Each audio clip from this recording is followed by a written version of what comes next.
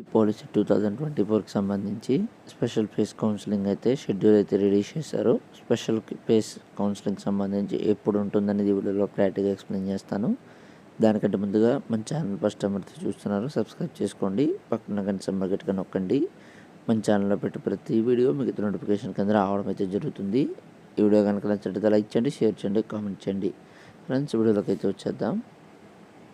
Special face counselling సంబంధించి online filling, అలాగే payment processing, slot booking ఇవన్నీ ఎవరైతే చేయలేదో ఫైనల్ పేజ్లో కానీ ఫస్ట్ పేజ్లో కానీ సంబంధించి 26th అయితే చేసుకోవచ్చు అన్నమాట. అంటే ఈ రోజు నుంచి అయితే కౌన్సిలింగ్ అయితే స్టార్ట్ అవుతుంది.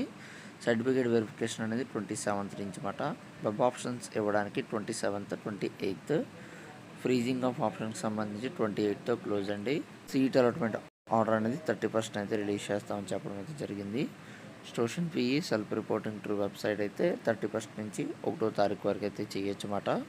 Reporting at the college 2nd అయితే చేయాల్సి ఉంటుంది. అప్డేటింగ్ జాయినింగ్ డీటెయిల్స్ బై కాలేజీకి సంబంధించి 3rd అయితే చేయాలి.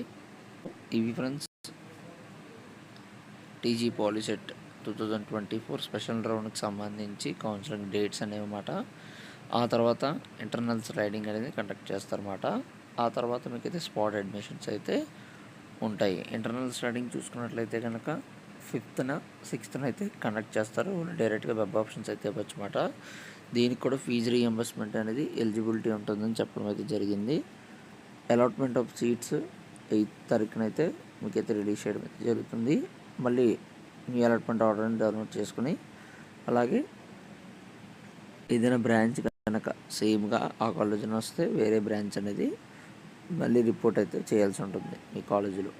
అది 8th నుంచి 9th వరకు అయితే ఇచ్చారు. సో 2 days అయితే ఇవ్వడం అయితే జరిగింది.